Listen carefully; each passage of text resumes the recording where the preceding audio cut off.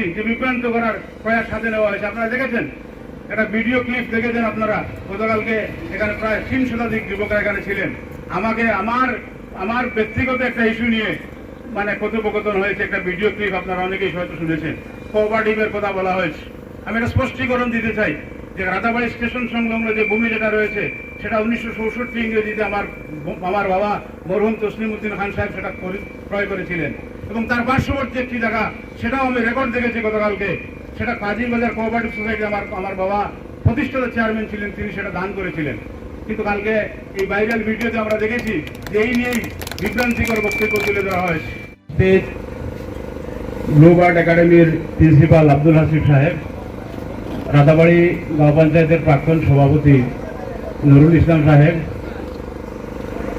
নির্বাচিত ওয়ার্ড সদস্য এনামুদ্দিন আবুল, বাহাউদ্দিন, হিফজুর রহমান, হুসেইন আহমেদ সাহেব সহ এই অঞ্চলের মুরব্বিয়ান এবং যুবক ভাইরা, আমরা দীর্ঘক্ষণ থেকে অনেক বক্তার কাছ থেকে তাদের মূল্যবান বক্তব্য আমরা শুনেছি। বিশেষ করে এই রাতাবাড়ি ফায়ার সার্ভিস স্টেশন নিয়ে আমরা দীর্ঘদিন থেকে আমরা একটা প্রচেষ্টা চালিয়ে যাচ্ছি যাতে এই কাজীর বাজারের পাশে এই ফায়ার সার্ভিস স্টেশনটা স্থাপন করা যায়। বিভিন্ন সময়ে আমরা দেখেছি যে শুকনার মরশুম যখনই আসে তখন কাজীর বাজার যে কোনো সময় অগ্নিসংযোগের ঘটনা ঘটে এবং মানুষের ধন সম্পত্তি সহ জীবন নিরাপত্তা অনেকটা বিঘ্নিত হয়। প্রায় প্রতি বৎসর কোনো না কোনোভাবে বাজারে অগ্নিসংযোগ ঘটে এবং মানুষের অনেক আর্থিকভাবে মানুষ ক্ষতির সম্মুখীন হয়। তো এই সমস্ত দিক বিবেচনায় 2016 সালে তৎকালীন মন্ত্রী জনাব সিদ্দিক আহমেদ সাহেবের বলিষ্ঠ নেতৃত্বেই রাতাবাড়িতে ফায়ার সার্ভিস স্টেশনের সূচনা হয়েছিল। তো যখন এই ফায়ার সার্ভিস স্টেশন আরম্ভ হয় তখন ফায়ার সার্ভিস স্টেশনের নিজস্ব কোনো ভূমি ছিল না। তো রাতাবাড়ি থানার ক্যাম্পাসেই তিনি তার উপস্থিতিতে, আমাদের সকলের উপস্থিতিতে সেদিন উদ্বোধন করা হয়েছিল। তো পরবর্তী সময় আমরা যখন এই ফায়ার সার্ভিস স্টেশন এখানে উদ্বোধন হলো তখন তার স্থায়ী গৃহ নির্মাণের জন্য আমরা যখন জায়গা খুঁজতে লাগলাম সার্কুল অফিসের সঙ্গে যোগাযোগ করে, তো একসঙ্গে প্রায় 3 বিঘা জায়গার প্রয়োজন, যেটা আমাদের পক্ষে জোগাড় করা একসময় খুব কঠিন হয়েছিল। পরবর্তীতে আজকে যে জায়গা যেটা সরকারি বাড়ি, সেই সরকারি বাড়ি জায়গা যখন আমরা জানতে পারি সার্কুল অফিস থেকে, যখন আমাদেরকে জানানো হয়েছে, তখন এই সার্কুল অফিসের মাধ্যমেই আমরা এখান থেকে এই জায়গাটার আমরা অ্যালটমেন্ট দিয়েছি 2017 সালে। 17 সালে যখন আমরা জায়গাটার অ্যালটমেন্ট নিলাম, তারপর সেখানে কিভাবে বিল্ডিং নির্মাণ করা যায়, তখন রাজ্যে ক্ষমতার পালাবদল হয় এবং সর্বানন্দ সোনোয়াল মহাশয়ের নেতৃত্বে তখন বিজেপি প্রথম সরকার রাজ্যে যখন প্রতিষ্ঠিত হলো, তখন আমরা মুখ্যমন্ত্রীর দ্বারস্থ হয়েছি বিধায়ক আজিজ আহমেদ খান সাহেবকে সঙ্গে নিয়ে। তো তৎকালীন মুখ্যমন্ত্রী এখানে ফায়ার সার্ভিসের স্থায়ী গৃহ নির্মাণের জন্য তিনি ডাইরেক্টর অফ ফায়ার সার্ভিসকে সেদিন লিখেছিলেন এবং এখান থেকেই আমরা যাত্রা শুরু করেছিলাম। এই জায়গা যখন অ্যালটমেন্ট হয়, মুখ্যমন্ত্রী যখন সেখানে অর্থ মঞ্জুর করলেন, তারপর ফায়ার সার্ভিসের আধিকারিকরা এখানে সরজমিনে আসলেন, জায়গাগুলো তারা দেখার পর বললেন যে এই জায়গাটা একটা নিচু জায়গা, সেখানে গৃহ নির্মাণ করার জন্য এই জায়গাটাকে মাটি ভরাট করে একটা ফিজিবল ল্যান্ড তৈরি করে দেওয়ার জন্য। তখন আমরা পঞ্চায়েতের পক্ষ থেকে সেখানে মাটি ভরাটের জন্য 10 লক্ষ টাকা মঞ্জুর করি এবং অনেকটা নিচু জায়গা ছিল, যতটুকু সম্ভব হয়েছে সেই জায়গাটা আমরা আর্ট ফিলিং করে মোটামুটি গৃহ নির্মাণের উপযোগী করে আমরা তুলি। তারপর থেকে শুরু হয় ফায়ার সার্ভিস এবং রামকৃষ্ণনগর সার্কুল অফিসের মধ্যে বিভিন্ন পত্রের আদান প্রদান হয়, সরজমিনে আধিকারিকরা এখানে আসেন, সেটা ল্যান্ড ডিমার্কেশন হয়েছে এবং পরবর্তীতে সেটা ফায়ার সার্ভিসের কাছে হস্তান্তর করা হয়। তো এই হস্তান্তর প্রক্রিয়া সেটা অনেকটা বিলম্ব হয়েছে, বিভিন্ন কারণে বিলম্ব হয়েছে। যখন সার্কুল অফিসের স্টাফ এখানে এসেছিলেন তখন এইভাবে কৃত্রিম বন্যা তৈরি হয়, এইভাবে 1-2 বার আসা যাওয়া করতে করতে অনেক সময় আমাদের বিলম্ব হয়। এর মধ্যে দিয়ে দেখি আমরা হঠাৎ করে এখান থেকে আমাদের গাড়িগুলো দুলভছড়ায় নিয়ে যাওয়া হয়েছে। তখন আমরা করিমগঞ্জে এসপি মহোদয়, যিনি আমাদের এই ফায়ার সার্ভিসের দায়িত্বে আছেন, ওনার কাছে যখন আমরা গেলাম, তিনি বললেন যেখানে গাড়িগুলো এভাবে খোলা আকাশের নিচে রাখতে গাড়িগুলো নষ্ট হয়ে যাবে এবং এখানে আমাদের স্টাফ থাকার কোনো জায়গা নেই। নুরুল ভাই বলেছেন যে ব্যাটালিয়ন কোয়ার্টারটা ওনারা তৈরি করে নিয়েছিলেন। তার পরবর্তী সময় তারাতে ওঠার সময় ডান পাশে যে একটা ছোট্ট গেস্ট হাউসের মতো আছে, সেখানে আমরা কিছুদিন স্টাফ আমরা রেখেছি। তো এই স্টাফগুলো এখানে থাকার কোনো ব্যবস্থা নেই। তখন এসপি মহোদয় আমাদেরকে বলেছেন যে ঠিক আছে, আমাদের জায়গার এই হস্তান্তর প্রক্রিয়াটা সম্পন্ন হলে এখানে স্থায়ী ভবন নির্মাণ হবে, ওর পরবর্তীতে আমরা গাড়িগুলো এখানে আমরা দিয়ে দেব। এই প্রক্রিয়া চলতে চলতে প্রায় দীর্ঘ কয়েক বছর চলে গেল। এই 2025 সালে আবার যখন এখানে অর্থ মঞ্জুর করে আবার পত্র প্রেরণ করা হলো, সেই পত্রের জবাব যখন দেওয়া হতো, তারপর লোকসভা নির্বাচন আসলো, এই ধরনের বিভিন্ন অজুহাতে আমাদের সেই প্রক্রিয়াটা এখনো চলমান অবস্থায় রয়েছে। এর মধ্যে দিয়েই কিছুদিন আগে যেটা আবুল এখানে বলে গেলেন যে হঠাৎ করে রাতের অন্ধকারে কিছু ছেলেরা এখানে সেই জায়গাটা তারা জবরদখল করার প্রচেষ্টা চালাচ্ছে। তো আমরা অত্যন্ত দুঃখিত যে আজকে যারা রাজনৈতিক ক্ষমতার অপব্যবহার করে এ ধরনের একটা জঘন্য কাণ্ডে যারা লিপ্ত হয়েছে, আমি মনে করি যে এটা শুধু জবরদখল নয়, বৃহত্তর রাতাবাড়ি অঞ্চলের মানুষকে অপমানিত করা হয়েছে। এরা এত দুঃসাহস কোথা থেকে পেল? একটা সরকারি ভূমি যেখানে বর্তমান সরকার সমস্ত হাঁস ভূমি থেকে উচ্ছেদ অভিযান চালাচ্ছেন, আমরা সরকারের এই পদক্ষেপকে আমরা স্বাগত জানাই। এই সরকারি জায়গা কেন জবরদখল করে রাখা হবে? আজকে সরকারি জায়গাতে মানুষ কল্যাণকামী রাষ্ট্রে যারা গৃহ নির্মাণ করে আছেন, তাদেরকে নিমিষের মধ্যেই সেই সমস্ত জায়গা থেকে উচ্ছেদ করে দেওয়া হয়েছে। অবাল বৃদ্ধ বনিতা, গাছতলায় মানুষ আশ্রয় নিয়েছে। শিশু থেকে আরম্ভ করে স্কুলের ছাত্ররা পরীক্ষা দিতে পারছে না, যে জায়গাতে মানুষদেরকে উচ্ছেদ করে কোথাও বা ফেলে দেওয়া হয়েছে। ঠিক সেই সময় এই দলের আশ্রয় নিয়ে, এই দলের নামাবলী যারা গায়ে দিয়ে এ ধরনের জঘন্য কাণ্ডে যারা লিপ্ত হয়েছেন, আমরা তাদেরকে ধিক্কার জানাই। আমরা তাদের এই ধরনের কর্মকাণ্ডকে আমরা ধিক্কার জানাই। আমরা আজকের এই ধরনের এই ইস্যু নিয়ে আমরা কোনো রাজনীতি করব না। আমরা এখানে অনেক বক্তাই বলেছেন যে বিধায়কের শরণাপন্ন হওয়া প্রয়োজন, অবশ্যই বিধায়কের শরণাপন্ন হওয়া প্রয়োজন। বিরোধী রাজনীতি আমরা যারা করব, আজকে যদি যারা সংসদে যাবেন, বিধানসভায় যারা দাঁড়াবেন, তারা তো যে কোনো সমস্যা হলে সরকারের সামনে তাদের দাবিগুলো তুলে ধরবেন। আজকে যদি রাতাবাড়িতে কোনো সমস্যা হয়, আজকে যদি কোনো উন্নয়নের প্রয়োজন হয়, তাহলে আমরা কার কাছে যাব? আমরা প্রথমেই বিধায়কের কাছে যাব, তারপর সরকারের কাছে আমরা যাব। এটা তো গণতান্ত্রিক দেশে এটা একটা পরম্পরা, এটা একটা নিয়ম। যার জন্য আমরা বিধায়কের কাছে দাবি রাখতে আমাদের কোনো আপত্তি নেই। এখানে অনেক বক্তাই বলেছেন এখানে একদল প্রতিনিধিকে বিধায়কের সঙ্গে সাক্ষাৎ করে আমাদের অবস্থাকে তাকে জানানো প্রয়োজন। আমারও মনে হয় যে বিধায়ককে সম্পূর্ণ অন্ধকারে রেখে ওনার নাম ভাঙিয়ে হয়তো কতিপয় লোক তারা এই কাজে তারা লিপ্ত হয়েছেন।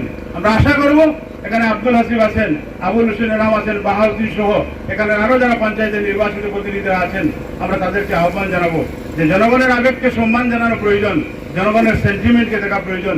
যারা নির্বাচিত প্রতিনিধি হয়েছেন, বাহাউদ্দিন এখানে বলে গেছেন যে আমরা শুধু প্রকল্পের আশা করি নাই, এই অঞ্চলের আর্থসামাজিক উন্নয়নই হোক, এই অঞ্চলের ছোট বড় যে কোনো সমস্যাই হোক, এই অঞ্চলের প্রতিনিধি যারা নির্বাচিত হয়েছেন তাদের উচিত তারা জনগণের পাশে তারা দাঁড়ানো। তো আমরা আহ্বান জানাবো তারাও যাতে এগিয়ে আসেন। এটা কোনো সংগ্রাম নয়, এটা অধিকার আদায়ের লড়াই। জনগণ যে কোনো সময় আন্দোলন করে তার অধিকার আদায় করতে পারে, তার অতীত ইতিহাসও রয়েছে। তো আমরা আজকে অনুরোধ করবো আপনাদেরকে যে এই যে সরকারি যে ভূমি রয়েছে, এখানে সর্বাগ্রে ফায়ার সার্ভিসের প্রয়োজন। এখানে আমাদের নুরুল হক সাহেব বলে গেছেন, হ্যাঁ আমাদের খেলার ফিল্ডের প্রয়োজন, অন্য কোনো সার্বজনীন প্রকল্পের প্রয়োজন, কিন্তু সর্বাগ্রে প্রয়োজন আমাদের একটি ফায়ার সার্ভিস স্টেশনে, এখানে তাকে অগ্রাধিকার দেওয়ার প্রয়োজন। হ্যাঁ, সেটা যদি এখানে আসতে বিলম্ব হয়, তাহলে সেই জায়গাটিকে আমাদের ছেলেদের খেলাধুলা বা অন্য কোনো কাজে ব্যবহার করা যায়, তাতে কোনো আমাদের আপত্তি নেই। কিন্তু এই বৃহত্তর রাতাবাড়ি অঞ্চলে আজকে যদি কোনো কারণবশত এখানে অগ্নিসংযোগ ঘটে, তাহলে দুলভছড়া, পাতারকান্দি বা রামকৃষ্ণনগর থেকে গাড়ি আসতে আসতে আমাদের এখানকার এই দোকানপাটগুলো পুড়ে ছাই হয়ে যাবে। অতীতে আমরা দেখেছি এই গাজীর বাজারে যখন অগ্নিসংযোগ হয়েছে, পাতারকান্দি, দুলভছড়া এবং রামকৃষ্ণতে গাড়ি এসেছে, ঠিকই এসেছে, কিন্তু তখন একটি ঘর জলে বস্মীভূত হয়ে গেছে। আমরা দেখেছি অন্তত আধা ঘন্টা 1 ঘন্টার প্রয়োজন হয়ে যায়। এদিকে আমাদের যেমন হাজির বাজার রয়েছে, প্রায় ছোট বড় সহস্রাধিক দোকান, তার পার্শ্ববর্তী অঞ্চল যদি আমরা দেখি, আজকে সরকারি বাড়ি বলুন, কোচবাড়ি বলুন, পূর্ব টঙ্গিবাড়ি বলুন, পশ্চিম টঙ্গিবাড়ি, তারপর বাজারঘাট, এই বিস্তীর্ণ অঞ্চলে কয়েক লক্ষ মানুষের বসতি, এত ঘনবসতি অঞ্চল, এখানে আমাদের একটি ফায়ার সার্ভিসের খুবই প্রয়োজন। এটা একটা ন্যূনতম পরিষেবা আমি মনে করি। একটা দেশ স্বাধীন হওয়ার 70 বছর পর মানুষ যদি রাস্তাঘাট পায় না, মানুষ যদি তার অগ্নি নির্বাহক কেন্দ্র যদি পায় না, মানুষ যদি স্বাস্থ্য পরিষেবা যদি পায় না, মানুষ যদি পানীয় জলের সুবিধা না পায়, তাহলে সরকার এবং তার এই শাসন ব্যবস্থার কি প্রয়োজন রয়েছে? যার জন্য আমাদের এই যে অগ্নি নির্বাপক কেন্দ্র, আমরা সেটা জোরালো দাবি জানাচ্ছি আজকের এই নাগরিক সভা থেকে, যাতে এখানে এই ফায়ার সার্ভিসের আমাদের অলরেডি আমাদের কাছে স্যাংশন লেটার রয়েছে, এই গৃহটা আমাদের মঞ্জুর হয়ে গেছে, অর্থ মঞ্জুর হয়ে গেছে। যদি আজকে যদি আমাদের এখান থেকে ল্যান্ডের ক্লিয়ারেন্সটা দেওয়া হয়, তাইলে এখানে কাজ আরম্ভ হয়ে যাবে। তো আমরা অনুরোধ করব যে এখান থেকে একদল মানুষ সার্কুল অফিসারের সঙ্গে দেখা করার যদি প্রয়োজন হয়, ওনার সার্কুল অফিসারের সঙ্গে দেখা করে, বিধায়ক মহোদয়ের সঙ্গে দেখা করে, তিনি আমাদের এই যে গণদাবি এই অঞ্চলের মানুষের, যেটা প্রায় অর্ধেক কাজ এখন প্রায় সম্পূর্ণ করা আছে, তিনি যদি একটু সহযোগিতা করেন, তাহলে এখানে আমাদের ফায়ার সার্ভিসটা নির্মাণ হয়ে যাবে। তো এই যে দাবি, এই দাবির প্রতি যাতে আমাদের নির্বাচিত প্রতিনিধিরা সম্মান প্রদর্শন করেন, আমরা এই অঞ্চলের নাগরিকদের পক্ষ থেকে আমরা তাদের কাছে জোরালো দাবি জানাচ্ছি। আর বিশেষ করে আমি অনুরোধ করব যে এই অঞ্চলের ছাত্র যুব সমাজ যারা আছেন, আমরা যাতে উন্নয়নের স্বার্থে যাতে এক মঞ্চে আমরা আসতে পারি। যখন আমাদের রাজনীতির প্রয়োজন হবে, তখন হয়তো আমাদের রাজনীতির আলাদা আলাদা আমরা প্ল্যাটফর্মে আমরা যেতে পারি, আমাদের কোনো আপত্তি নেই। কিন্তু এলাকার স্বার্থে, বৃহত্তম স্বার্থে যারা আছেন, সবাইকে আমরা এক মঞ্চে আসার আহ্বান জানাই। এবং এই রাধাবাড়ি শুধু একটি নাম নয়, আমি গতকালকেই বলেছি, এই রাধাবাড়ির নাম ব্রিটিশ পিরিয়ডেও আমাদের এই রাধাবাড়ির নাম লিপিবদ্ধ রয়েছে। এই 3.5 টানা যখন আমাদের এই ভারতবর্ষের সঙ্গে তাকে রেড ক্লিফ যখন এই দেশের সীমা নির্ধারণ করেছিলেন, তখন রাধাবাড়ি সহ 3.5 টানা তার বাইরে ছিল, ভারতবর্ষের সঙ্গে আসছে। এই নামগুলা ব্রিটিশ পিরিয়ড থেকে এই রাধাবাড়ির নামটা রয়েছে। এই রাধাবাড়িকে একটা সুন্দর, একটা সুষ্ঠু সমাজ গঠনের জন্য আমাদের পূর্বপুরুষ যারা আছেন তারা কাজ করে গেছেন। আমরা নবপ্রজন্মের যারা আছেন, আমরা তাদেরকে অনুরোধ করব যে বৃহত্তর রাধাবাড়ি অঞ্চলকে, এই সমাজ ব্যবস্থাকে, তার আর্থসামাজিক উন্নয়নকে যাতে আমরা সুন্দর করতে পারি। এখানে যাতে আমরা বাগাবাগি না হই, এখানে যাতে আমরা একজন আরেকজনের পিছনে যাতে আমরা লেগে না থাকি। আমরা দেখেছি এই আন্দোলনে লেগেই আমরা দেখেছি যে বিভ্রান্ত করার প্রয়াস হাতে নেওয়া হয়েছে। আপনারা দেখেছেন, একটা ভিডিও ক্লিপ দেখেছেন আপনারা, গতকালকে এখানে প্রায় 300 শতাধিক যুবকরা এখানে ছিলেন। আমাকে আমার ব্যক্তিগত একটা ইস্যু নিয়ে মানে কথোপকথন হয়েছে, একটা ভিডিও ক্লিপ আপনারা অনেকেই হয়তো শুনেছেন, কোঅপারেটিভের কথা বলা হয়েছে। আমি একটা স্পষ্টীকরণ দিতে চাই যে রাধাবাড়ি স্টেশন সংলগ্ন যে ভূমি যেটা রয়েছে, সেটা 1964 ইংরেজিতে আমার বাবা মরহুম তসলিম উদ্দিন খান সাহেব সেটা ক্রয় করেছিলেন। এবং তার পার্শ্ববর্তী একটি জায়গা, সেটাও আমি রেকর্ড দেখেছি গতকালকে, সেটা কাজীবাজার কোঅপারেটিভ সোসাইটি আমার বাবা প্রতিষ্ঠাতা চেয়ারম্যান ছিলেন, তিনি সেটা দান করেছিলেন। কিন্তু কালকে এই ভাইরাল ভিডিওতে আমরা দেখেছি যে এই নিয়েই বিভ্রান্তিকর বক্তব্য তুলে ধরা হয়েছে। আমি দীর্ঘ 20-25 বছর রাজনীতির সঙ্গে জড়িত ছিলাম। একজন মানুষ দাঁড়িয়ে বলতে পারবেন না। আজকে আমরা দেখেছি থানার নামে, থানাতে যারা আজকে থানাতে আসা যাওয়া করে, মানুষদেরকে বিভিন্নভাবে হয়রানি করা হয়েছে। 20,000, 50,000, 1 লক্ষ টাকা থানার সঙ্গে দালালি করা হয়েছে।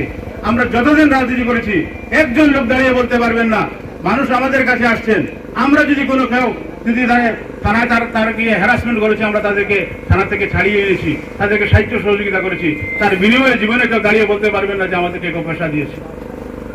আমরা কোনোদিন দুর্নীতি করে, আমি 5 বছর জেলা পরিষদ সদস্য ছিলাম, একটি স্কিমও কেউ দাঁড়িয়ে বলতে পারবেন না যে বিগত 5 বছরে যে সেখানে স্কিম দিয়েছি এবং সেই টাকাগুলো আমরা আত্মসাৎ করেছি। আমি আজকের দিনেও মিডিয়ার সামনে আমি চ্যালেঞ্জ করে বলতে পারি, আমার সমস্ত প্রকল্পগুলোর তালিকা আমার কাছে আছে। যদি কারো কোনো সন্দেহ থেকে থাকে যে বিগত 5 বছর একটি টাকার কোনো দুর্নীতি করেছেন, তাহলে আমি রাজনীতির ময়দান থেকে আমি সরে দাঁড়াবো। আমি একটি টাকার কোনো দুর্নীতি করিনি। তো আজকে রাজনীতি আমরা করবো বলে যাকে তাকে যা ইচ্ছা তা অপবাদ দিয়ে যদি আমরা যারা আজকে নেতৃত্ব দেবেন তাদেরকে যদি অপমানিত করা হয়, তাদের যদি নিরুৎসাহিত করা হয়, তাহলে সমাজের স্বার্থে মানুষ কাজ করবে না। আমি অনুরোধ করব যুব সমাজের সকল বন্ধুদেরকে, যে যুব সমাজের যারা বন্ধু যারা আছেন, আজকে বিশেষ করে সামাজিক যোগাযোগ মাধ্যমে যারা অ্যাক্টিভ থাকেন, গঠনমূলকভাবে এই সমাজকে এগিয়ে নিয়ে যাওয়ার জন্য তোমরা কাজ করবে। কোনো অবস্থাতেই সমালোচনা, গঠনমূলক সমালোচনার প্রয়োজন আছে। আজকে সরকার এবং বিরোধী দল আছে, বলা হয় যে বিরোধীরা ছায়া সরকার, সরকারের সমালোচনা বিরোধীরাই করবে, গঠনমূলকভাবে করবে। সব কাজে যে সরকারের বিরোধিতা করবে এমন কথা নয়। আজকে বর্তমান সরকার যে ভালো কাজ করবে, আমরা নির্দ্বিধায় সরকারের এই কাজকে আমরা সমর্থন করবো, আমরা সাধুবাদ জানাবো। তো যাই হোক, আমি অনুরোধ করব যে বৃহত্তর রাতাবাড়ির এই যুব সমাজকে যাতে এই অঞ্চলের আর্থসামাজিক উন্নয়নে তারা যাতে এগিয়ে আসে, তারা গঠনমূলক পরামর্শ দেয় এবং আমাদের উপর আস্থা এবং বিশ্বাস রাখে। আমাদের নির্বাচিত প্রতিনিধি যারা নির্বাচিত হয়েছেন তাদের উপর আস্থা রাখে।